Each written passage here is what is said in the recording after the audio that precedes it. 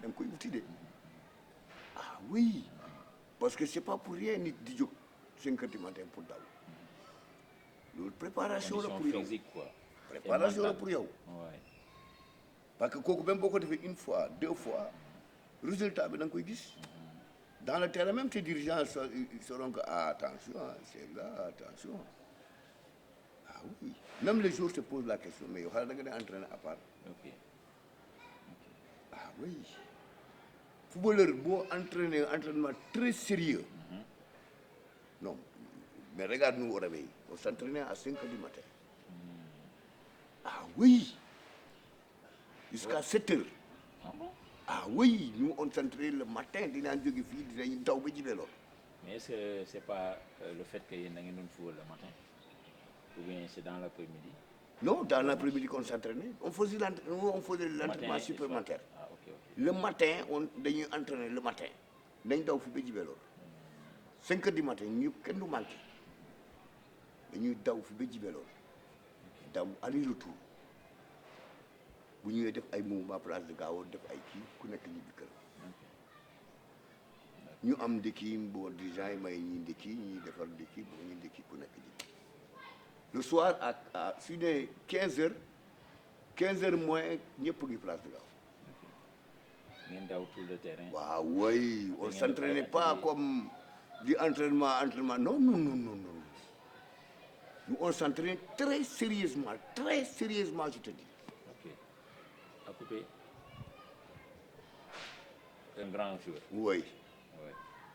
euh, Parle-moi de toi. Il paraît que tu étais un grand joueur. oui le football quand même Tu fus un grand joueur. moi j'aimais le football parce qu'on avait un grand qui nous a initiés dans le football c'était Malick Fall qui jouait comme milieu de terrain au foyer de la Casamance après il est venu au Casa Sport bon effectivement moi je n'avais rien à faire mais si on se réveille le matin na daan daw fii tu connais Santhiaba Manda Ça va manger, vous connaissez? hein Allô? nous tous les gars du Bon, Casa Sport. allô? Ouais, il va te rappeler plus tard. Hein? Il est un peu occupé. Ouais. bon ñun suñu entraînement du entraînement comme bon ñëw daw nii def 3 tours place de Gao non Ok. mais on faisait des tukki-bukki ah Donc oui c'est ça qu'on appelle le tuki-buki. tukki-bukki Oui, j'entendais cette expression. ah voilà expression boobu c'est pour dire que tu sors de Ziguinchor Ok. parce que da ngay daw ba am sa vitesse de croisière et nous on faisait pas la femme hein. Au plus tard 9 heures fekk na tëdd nañu ah oui parce que on aspirait à jouer dans les grandes équipes Ouais. C'est normal. ah, on aspirait à La jouer réussite, dans les quoi. grandes équipes Oui. et ce La qui était réussite valable avant au tout. réveil Ouais. était valable au Casa Sport parce que nous sommes partis avec l'amour parce que tout le monde a quitté le réveil nous on est resté au réveil hein. On tenait à rester dañ doon toog bu yeboo ku leen dem mais ñun dañ daan toog soo waxee réveil rek ñun bon c'est ça Yéen la quoi en fait. Oui. Yéen la réveil kon da ngeen di toog réveil. waaye ba mu jeex tàgg. ba mu jeex takk Ok. man mosuma joué ci benn équipe nawetaan Loolu réveil. lu dul réveil Ok. Mais kon joué nga Casa. plusieurs années Mais bon, mun naa xam pourquoi quoi. Il paraît que da nga yàgg ak képi quoi. waaw Ak casquette. ak casquette waaw Ouais. c'est-à-dire que c'est Pourquoi quelque cet chose amour? ouais, ça c'est un torpedo Trop Pedro, oui. hein Ouais. bon c'est-à-dire que bon des fois dama koy sol parce que ci habillement bu mooy sol la est-ce que tu vois Ok, ok. mais c'est pas pour autre chose et puis bon il y avait ça bon loolu moo tax parce que comme habillement yi mooy sol ma jàpp ni peut-être jeunesse bi moom moo la topp. non moi j'étais très correct quand j'étais jeune ma jeunesse j'étais extrêmement correct man xaw ma ay affaire yu caaxaan yi affaire yi man su ma la waxee ne lii la rek boo laajoon keneen mooy la ah non lu mu la wax noonu dëgg la c'est Moi, je ne tergiverse pas. Même c'était comme ça dans le football. Mon la même Casa Sport.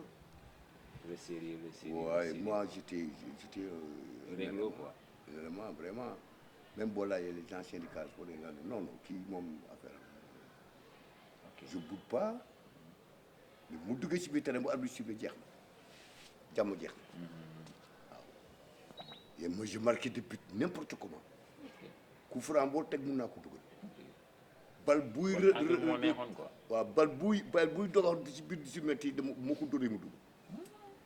Je vais te dire une chose que tu demanderas à quelqu'un góor yi ngay dégg ni Sénégal ñoom Thiam Benin Fall ñoom kii amul góor boo xam dugal ma la Ouais. góor yi ngay dégg ni ñoom Cheikh Seck ñoom gars yi ngay dégg ni yëpp. ñoom yow taal nga seen caax quoi. waaw ñoom ñëpp tant qu'ils sont.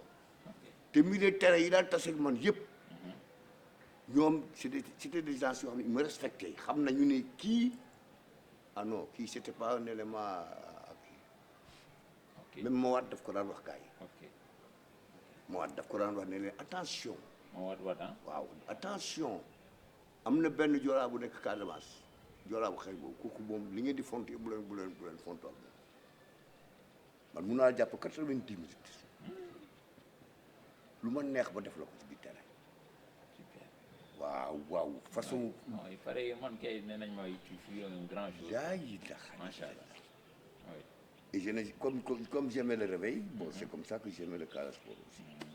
Ah, c'est la Casamance, hein, le Casa. Voilà, c'était exactement ça. Ok. Mais le réveil, quand même, on avait des dirigeants qui étaient à la hauteur. D'accord. Et on avait des joueurs qui se faisaient respecter. Hein. Ok. C'était pas des joueurs comme ça, bon, parce que de manière, non.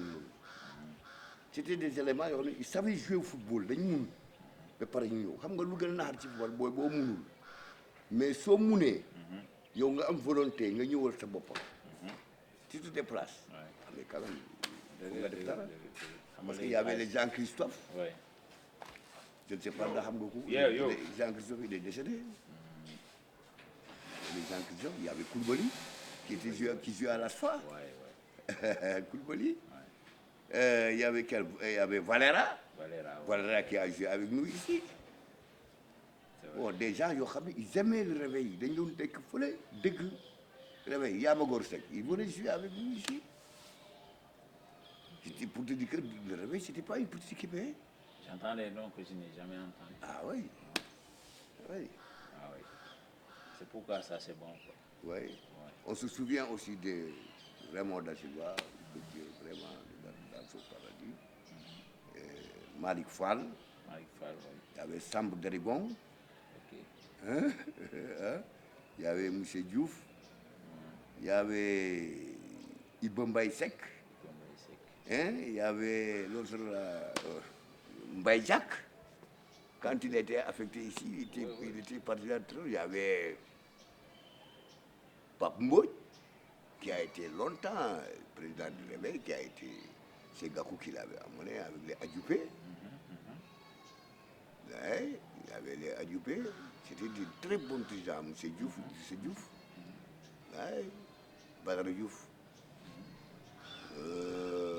Il y avait beaucoup de dirigeants quand même autour de... Il y avait Tidiania. Ok. Tidiania avait le monopole. Là. Ok. Tidiania, Gakou. Maintenant, qu'est-ce que vous pensez de cette nouvelle initiative de prendre les anciens et bon, pour qu'ils nous parlent un peu de l'ASC Réveil, quoi, de leur temps? Non, là c'est bon parce que ça va motiver les enfants. Et surtout, moi je ne sais pas, l'initiative a été... Comme ça, ils vont se souvenir au Oui. Et puis indépendamment de ça, c'est très bon pour les dirigeants actuels. Ouais. Parce que ça s'est jamais fait. Alors si quelqu'un vraiment il pense à le faire, vraiment ça c'est à saluer. Maintenant, vous me permettez, parce que je dois le mettre dans notre chaîne YouTube. Wow. Est-ce que je peux le faire? Oui, il n'y a pas de problème. Ok, parce que c'est de l'imagerie. Il n'y a pas de problème. Ouais.